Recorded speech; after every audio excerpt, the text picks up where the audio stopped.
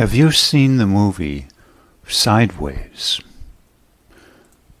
It's a mature comedy, very fascinating. It came out in 2004, and I first watched it a year ago. In my encapsulation, my opinion, it's about the story of two men who once spent time together earlier in life. I believe they might have been roommates in college or something, and then they got back together for a vacation, just before one man was about to get remarried. This man was portrayed by the name Miles. The actor was Thomas Hayden Church, a so-called past his prime actor. And they take a week-long road trip to Santa Barbara County wine country to celebrate Jack's upcoming wedding. That last phrase from Wikipedia. I love the interplay of what I would call different personalities in terms of what in Freudian terms you would call their defense mechanisms. My perspective is that the actor Miles, played by Paul Giamatti, mentioned here a depressed teacher and unsuccessful writer, as per phraseology in Wikipedia, was in fact a man not depressed at all, but rather angry, not bummed out thus in my terms of defining depression, but angry, and what some would call in psychological terms obsessive-compulsive, or I would phrase a catastrophizer in certain manner, such that he loved control. The other gentleman here in the movie, once again, Thomas Hayden Church, portraying the actor's name in the movie Jack Cole, quite the opposite. Seemingly the ladies' man, seemingly loose, seemingly sexually appealing and indulging, seemingly without sexual hang-ups. It rather reminds me too then of the typical interplay between the quintessential ectomorph and the mesomorph. Or you might say the pinhead versus the beautiful person, the ugly person in certain respects versus the gorgeous sexual person, or so it is initially said to be. Or you may even say in derogatory terms the brilliant intellectual versus the airhead in some respects. Again, derogatory terms. Or finally, the interplay between the so-called anal you-know-what and the non-anal. But here's the rub then, and I see it portrayed so beautifully in the movie. Who comes out best shining in the end, at least in the movie? Is it the so-called ectomorphic, or rather obsessive or detail-oriented or controlling in a certain sense person? Or is it the so-called beautiful, in terms of Hollywood, sexual, uninhibited person, as portrayed again by the actor Thomas Hayden Church, with the name Jack playing out in the movie? I think this has ramifications to how we interpret life in general, too, in our own lives. Who is termed thus beautiful? Who's termed the nerd? Who's termed anal? Who's termed controlling? We have certain notions, thus, of the controlling, the anal person, as empathyless. And yet in the movie, the seemingly empathetic, hedonistic person in many ways, indulging so much in wine, women, and song, you might say, is not quite what we think in the end, I think. And maybe in real life too, the analogy going. Isn't that then, interestingly, why many people find science fiction very telling as to striking to the heart of human nature and societal problems? We may not have developed Star Trek movies ourselves, or shows, or written science fiction, but the person all around in society might greatly appreciate the message, without knowing that behind the scenes the person was called, at least in school, earlier in life sometimes, a quote nerd, a quote controlling, a quote unsexual and unbeautiful person. Yet on the other hand, I've wondered in the last few years, who is the most controlling, by the way, if in fact they are very sexually available, indulgent, Hollywood-type beautiful, and yet quite manipulative, hence the words coy or vixen. Aren't those controlling persons too, only seemingly looser, only seemingly more uninhibited? Aren't they, in a way, very similar in a certain manner to the so-called nerdish, controlling anal person in the ultimate outcome? And I love how this plays out then, the interplay in the two types of defense mechanism structures, you might say, or Shapiro says neurotic styles, portrayed here in the movie. For we all love to think, oh, the sexually loose, the sexually available, the uninhibited, smiling, happy-go-lucky person is more empathetic, more in tune with reality, more sociable, more a people person. Yet this movie turns utterly up on end our view of what is the most empathetic, on the average fare anyway, and who's the most manipulative. In these two types of scenarios, these two defense mechanism packages, if you will, as I call it, are controlling people then always the ones with no smile on their face, the ones stuck in the back row in photographs, the ones called anal? Or can it be very controlling to be a gorgeous vixen whom once you marry turns out to be the tiller of the Hun or the shrew, or who turns their screws on you, or who has, some derogatorily saying, nothing going on also upstairs to even implement any more empathetic manner in certain ways they may have, certain less catastrophizings, if you will. Hence the movie in my mind plays out the concept that controlling other people and ourselves isn't what it first seems. Controlling can be quite disguised and look happy-go-lucky, a coy smile, a all too much assurance, physical beauty in certain respects, but not others, in terms of inner beauty, perhaps, courage included, and honesty. Hence the man portrayed as more stiff, more anal, so to speak. A man turning out toward the end of the movie to be much more honest and appreciated by various women and others for his honesty, despite the rough edges, shall we say. For who, of course, is perfect?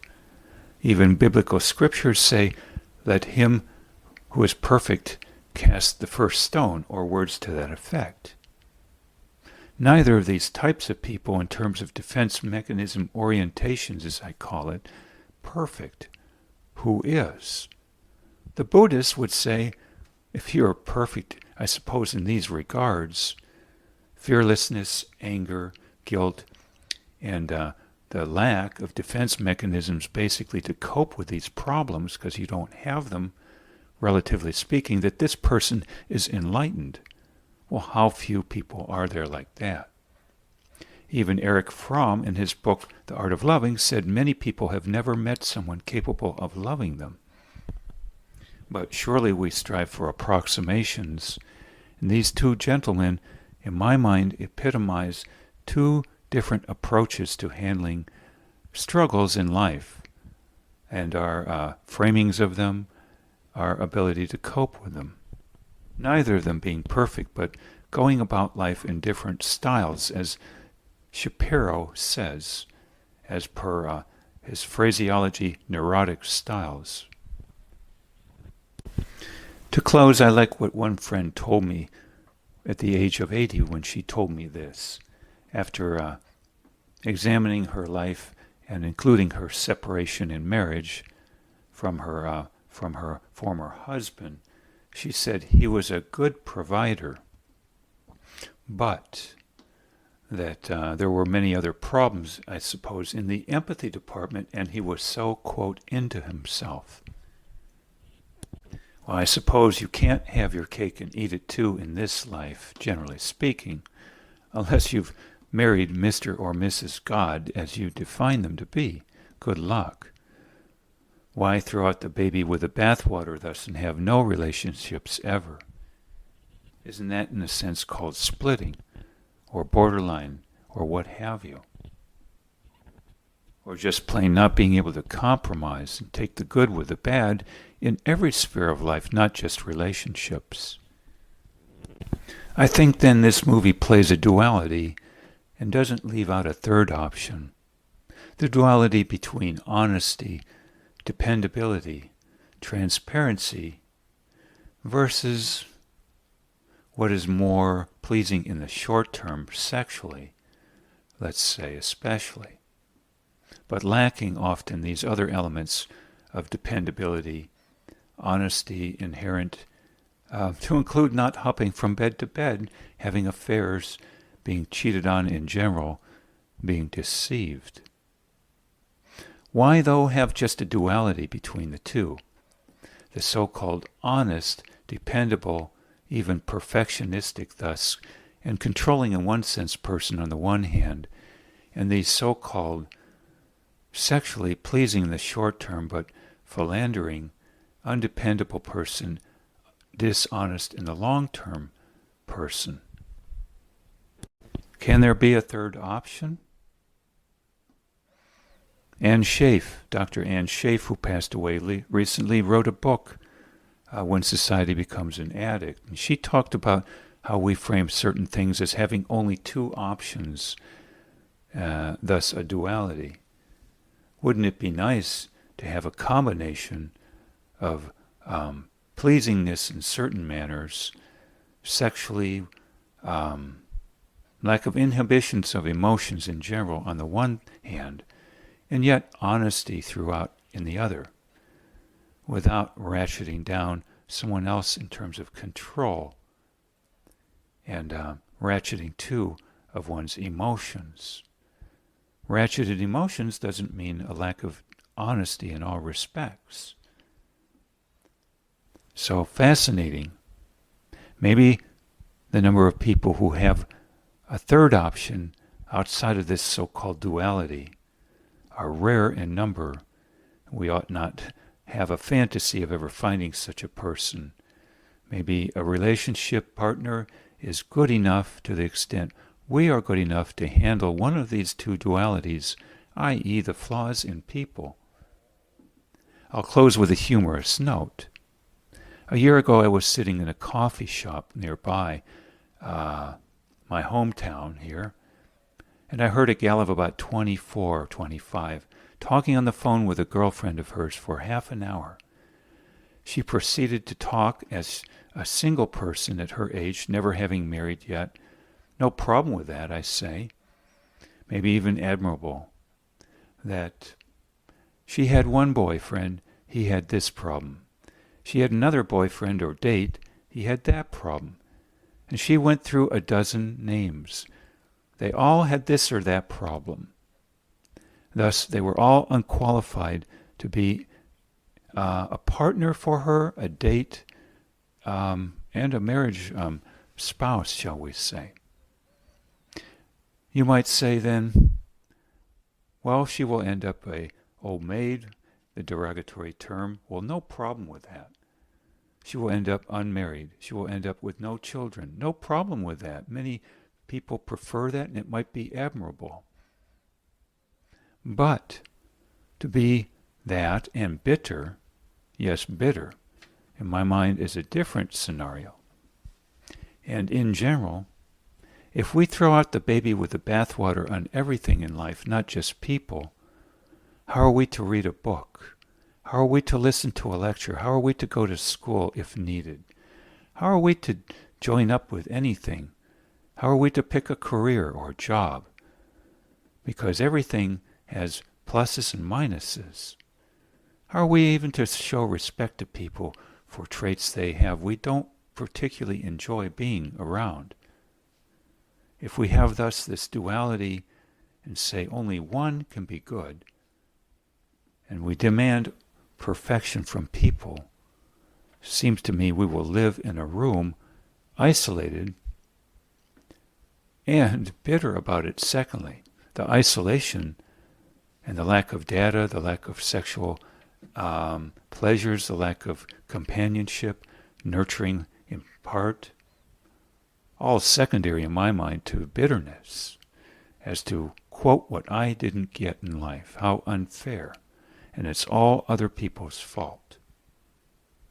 I'll close with this book I started reading a month ago, fascinating. I'm okay, you're okay.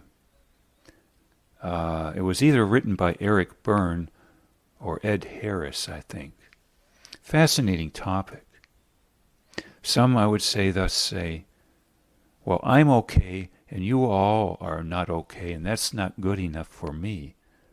How fascinating then this movie pointing out different key prototypes, shall we say, of people. Interesting too then, the fascination with Felix Unger and someone else in that show The Odd Couple. Kind of portrays then in a mild sense or more this movie also. And maybe there was a series, The Monk. It's not a small topic matter then. Very fascinating. That might even be then the interchange in how we look at people, say, from New York versus Los Angeles. And who's to say one's better than the other? This movie brings this to a highlight point in my mind anyway. At least in everybody's mind, I think, on an intuitive level, it resonates to some extent. Fascinating. I note then on Wikipedia, it says that the film was a career breakthrough for the stars. Each were nominated for the Screen Actors Guild Award, Golden Globe Award, and Academy Award for their performances. And Giamatti was described as the world's best character actor by Time magazine. Very fascinating. And Total Film put Sideways on its list of 100 greatest movies of all time. Fascinating thus. Why? For the same reason we're fascinated perhaps by the difference between New York City, the business sphere, the theater acting sphere, the technical prowess involved there, versus a totally different venue in certain ways out in what you might call hot tub city and more, Los Angeles. More one way, as per this movie, New York the other way. Very fascinating. Food for thought here.